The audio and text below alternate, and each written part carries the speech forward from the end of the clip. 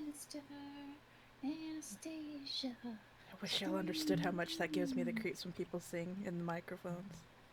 Sorry. No, it's okay. It's like a physical, like, it makes my skin crawl. I don't know what's wrong with me. Post.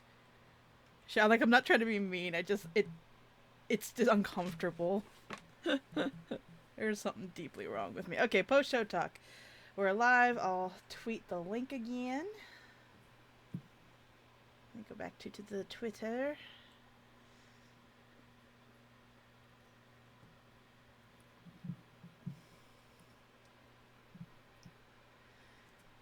We are done watching Interview with a Vampire.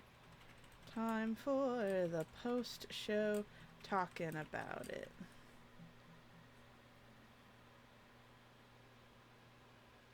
Okay, cool. I have tweeted. Cool. Oh, people have been messaging. Oh, no, it's dinosaur related stuff. It's fine. I'll ignore it for now. All right, Kel. We back on air? Yes, we are. So, thoughts on the gay vampires? Again, it's a movie I would never watch again, but I'm very glad I saw it because it was, in some ways, it was what I expected. In other ways, it was not what I expected. Like, I thought it was going to be way drearier than it was. But it was the goofiest goddamn thing. Yeah, it's very, like, melodramatic. And I just love how much of a little shit Lestat is. Yeah. He's okay. I only like him when he's being taken down some pegs, but he's fine. He's whatever. But yeah, no, pleasant surprise. Again, it feels like a lot of things where it's like, again, I probably built it up into much. What I assumed it was going to be is we were just going to watch these sad gay vampires, like, linger for, like, hours. Because I guess that's the impression I got, because those were the scenes that were on every time I think I walked by my mom watching it or something. No, it's much like more goofy. Ridiculous, yeah. It's absolutely goofy. Yes. So I appreciated it. I don't, again, not on a list of movies I like I am a fan of, but I had a good time. I feel like a lot of my favorite moments are Claudia, like, no killing in the house, or when she gets the doll. Like, the guy's giving her the stink eye, like, these dolls are expensive, little girl, move along. And then she eats him. Yup. Yeah. Very silly. Very silly. Yeah. I was, again, I'm also, this could just be me, but I know so many people who were like, oh, that movie made me horny, and I'm just like, wow. That's why I was surprised when Andrea tweeted, like, that it was a bisexual awakening for her. I was like, really? Yeah, let's drag Andrea. Andrea, we're dragging you right now. Hope you're not watching. No, our friend Andrea responded to our tweet that we're watching it, that this made her realize she's bisexual. It's like, the titties aren't sexy, as you no, they were not horny boobs. They were just boobs. But then again, if those are the first boobs you see, who knows? Yeah. But yeah, I don't get it. I don't get. Then again, everyone likes their kind of dude, I guess, and I don't get it. I kind of, by the end, I kind of like Bluey, even though I still don't like him because of how he starts out. You know, plantation owner, fuck him. But by the end, it's like he was fine. He was okay. I can see why you might go have the hots for him. I don't understand. Like, maybe I'm biased because, again, I've never been able to take Tom Cruise's face seriously. He has the kind of face that looks like it's always been like deep faked onto another actor. See, I think this is Tom Cruise's best movie because Lestat is campy as shit, and that fits Tom Cruise being a ridiculous person. No. I'm not saying the character wasn't great. I'm saying it's very hard for me to imagine leaving this movie going, "Oh, they were hot." Oh yeah, That's what I'm talking about. yeah. Oh man, oh boy, I don't get it. I mean, I am into clowns, so like red nose honk honk clowns. So I don't know if I can judge any human on this planet, but didn't get it. Very very goofy. I mean, honestly, it and Lost Boys have very similar vibes, if I can be real, and I would not have expected that going in. I feel like they're fancier, and that's Oh, the of course, difference. yes, Like, yes. yeah, like they're fancier ridiculous humans than the Lost Boys ridiculous humans. Um and Like you could but yeah, watch them back to back and not feel yeah. whiplash at all. Um so the part where I was like about to laugh and then was like, I have a thing to tell you when we're done with the movie. Yes, yes. So there's the part where Louis is talking to Antonio Banderas's character Armand and is all like, "Where do we come from? How were vampires made?" Um, and it's been a while since I saw this movie, and now I know the answer to that question. Oh, yes. And just couldn't take the question answer seriously. Oh no. In a new-ish, like this is either the last or the second to last Vampire Chronicles book, because Anne Rice died recently. And basically it was revealed that vampires are nanomachines from aliens is what made vampires. Oh. Oh. They're like nanomachines from Atlantis, and like they're self-replicating, and that's. Can I be honest? That's as fine an answer as any, because I don't think there's any origin to vampires you could tell me that wouldn't make me go, okay, whatever.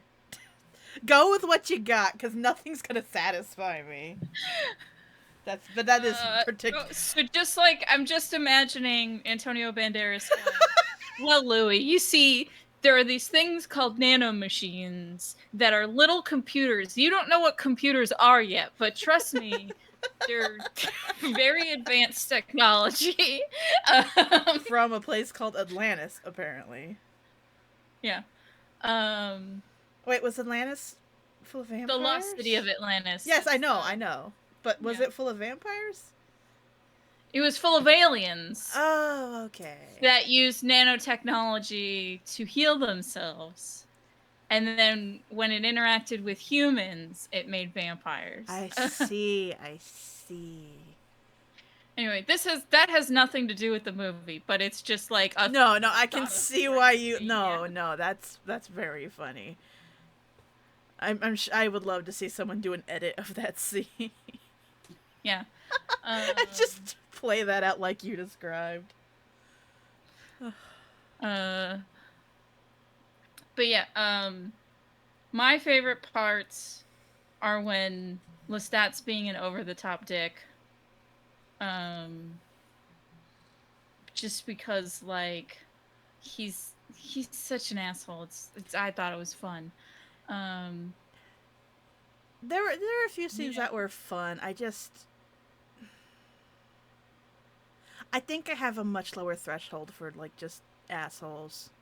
Especially when they're the kind of assholes who make everyone around them suffer. It's just I have a very low threshold for that kind of thing. Whereas I like asshole characters, but those are the gimme. Yeah, just different thresholds. Like I love bastards, but like I like bastards who leave less of a crater.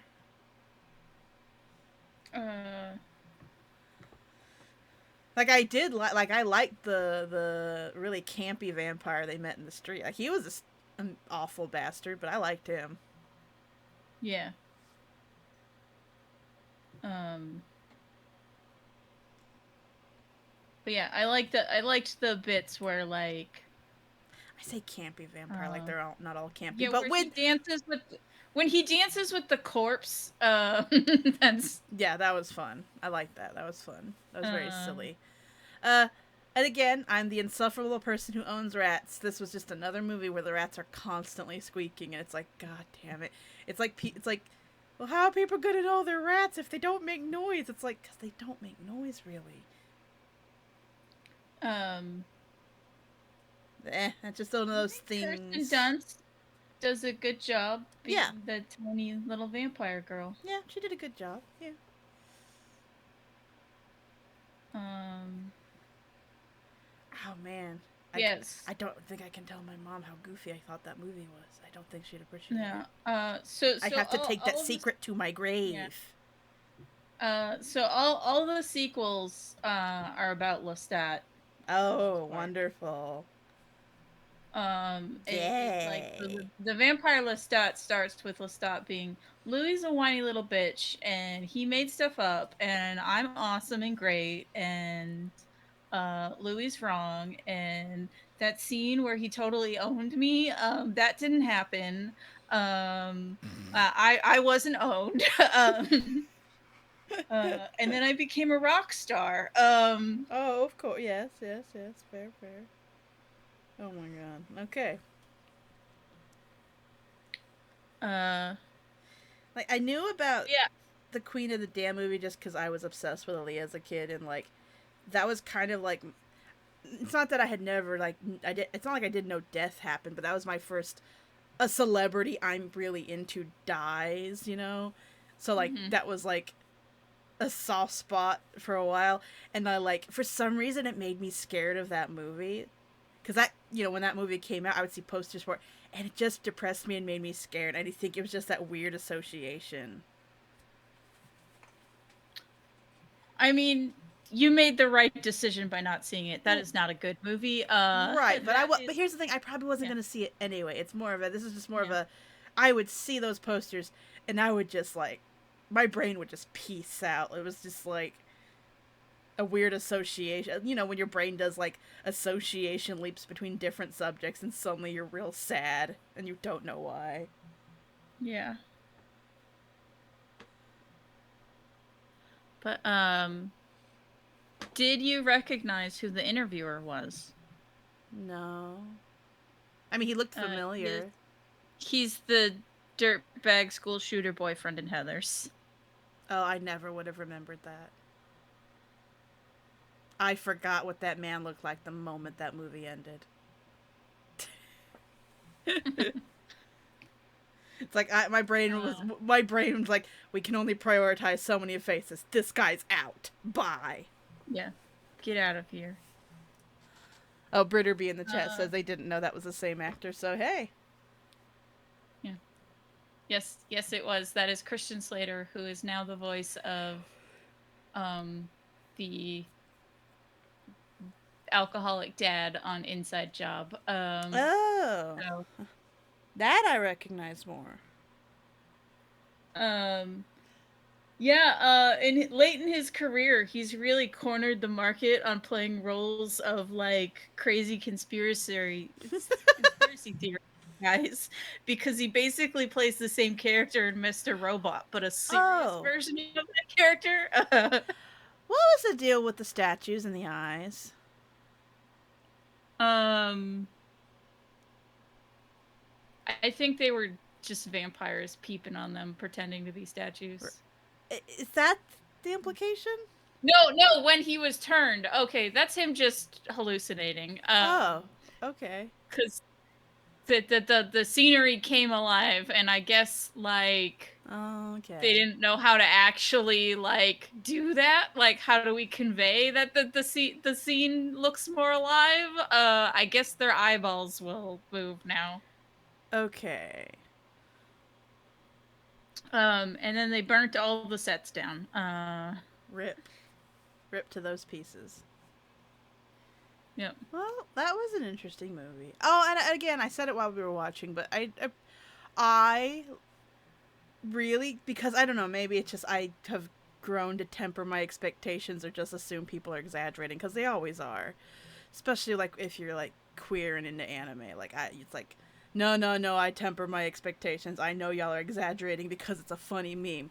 But when you said like the joke that it's about two guys in a failing marriage who have a kid to fix it. It's like, oh no, that is exactly what it is. That is the text. That is not subtext. Yeah. That is what is happening. They basically say text. That. So it's like, never, yeah. Like, okay, cool. I thought that was a joke. That's the text. Oh, and to answer the question, is it gay? Yeah, it's gay. Yeah. Oh, absolutely. But, oh man. All Anne Rice vampires want to fuck everybody. That is canon. You become a vampire and you want to fuck everybody. Oh. Unfortunate. Very unfortunate. I just can't judge people, but I don't get it. I just don't get the appeal of these weirdos.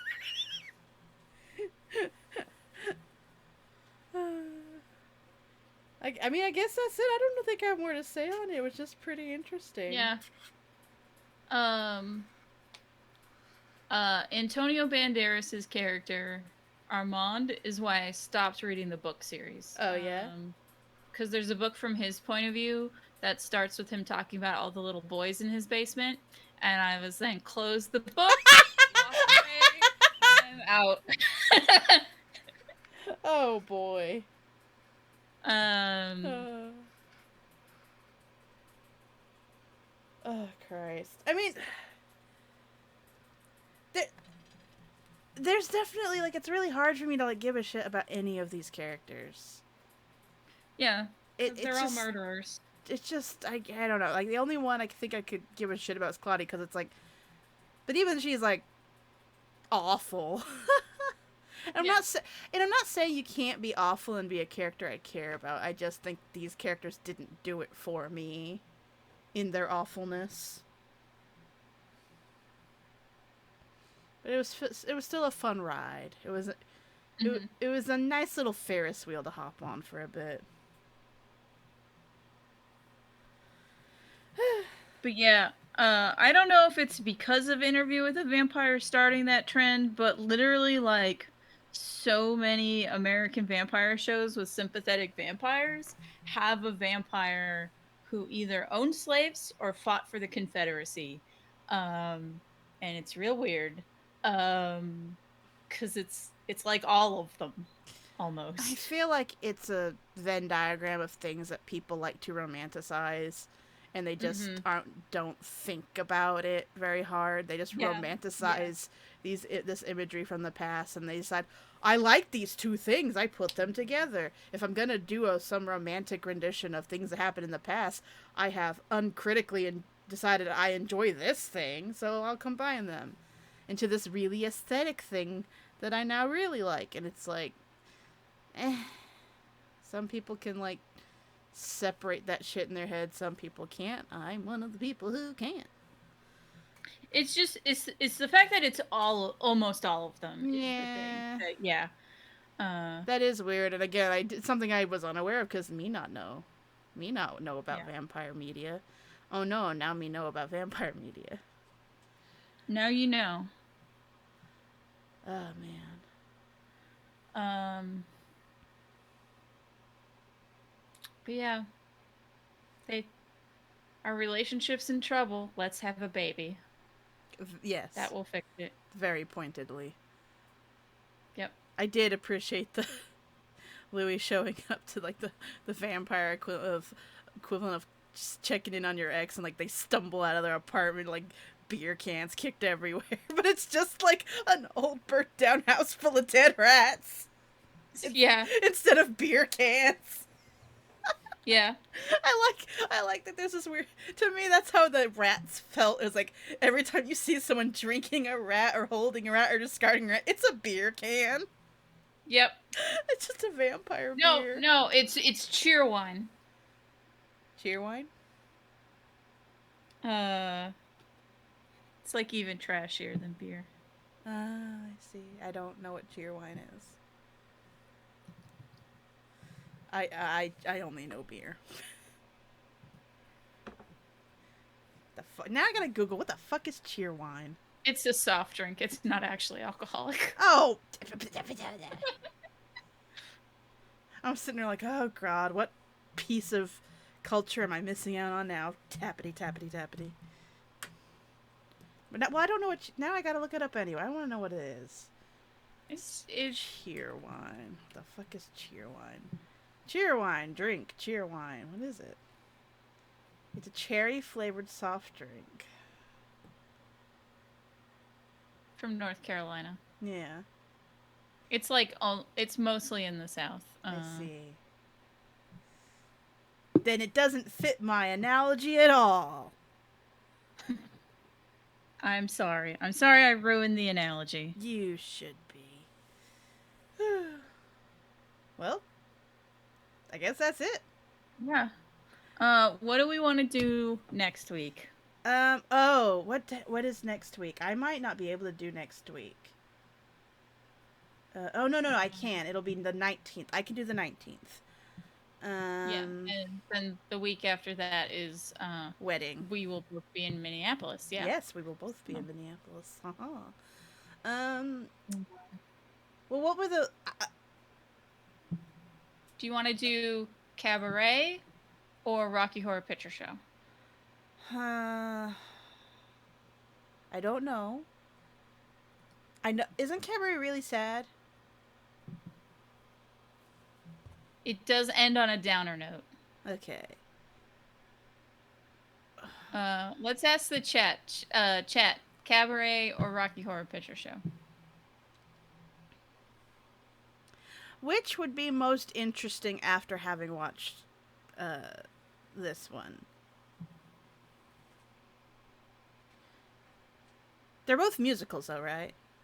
Yes, they are both musicals. So we'll still get our musical kicks. And they both have canonically gay characters in them.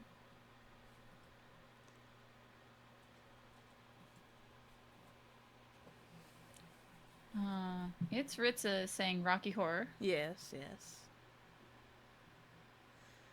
I mean, I can just flip it. Let's flip a coin, and then if people object, we know we've picked the wrong one. Okay. I'll be right back. I gotta get a coin to flip.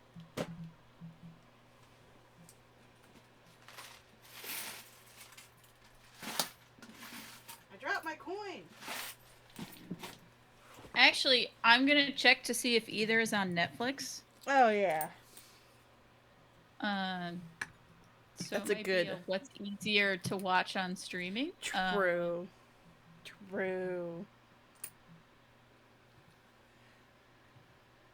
But yeah,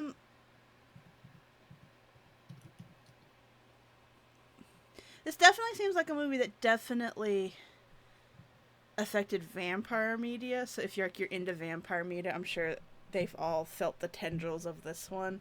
But yeah, I don't think I've seen that many references to actual things that happen in the story. Yeah, it's a thing where it's like I feel like it doesn't get directly referenced that often, but it is rippled into so many vampire things. And now I know what people are talking about. When they talk about and now when they talk about that being horny for Lestat, I can judge them. Yep. Quietly from the shadows, judging them. So neither is on Netflix. Now I'm checking Hulu.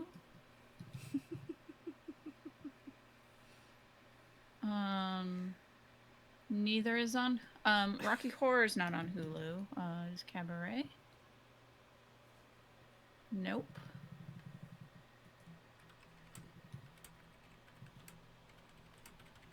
Rocky Horror Show. Is it on Disney Plus?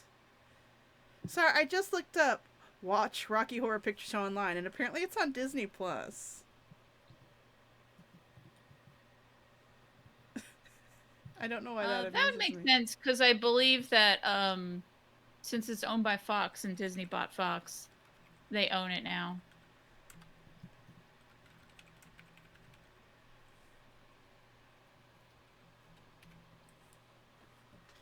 Cabaret. I don't got Disney Plus. Yeah, my mom has Disney Plus. They're both on Amazon Prime. Cabaret's on YouTube. Oh wow, it's 2 hours long too. Is Rocky Horror on YouTube? Yes, it is. All right. Well, it looks like they're both in all the same places. All right. So, well, we had one vote. Well, we had one vote. You know, we had one vote in the chat for Rocky Horror. Let's just go with Rocky Horror. Okay. I like easy decisions. We'll watch Rocky Horror Picture Show next time. All right. And I'm sorry for being like real opposed to people singing like. It's the way just that voices get distorted over mics and in headphones. It makes my skin crawl. It's a problem with me. It's okay. It's the same thing if I hear someone eating like breakfast cereal, I lose my marbles.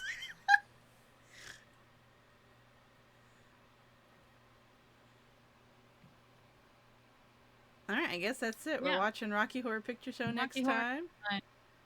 Thanks for hanging out with us. I ate so much ice cream and chips, I hurt my stomach. Because I'm very, very smart. I'm an adult. All right. I'm going to end the stream. Goodbye, y'all. Goodbye, everyone. I hope that you enjoyed us.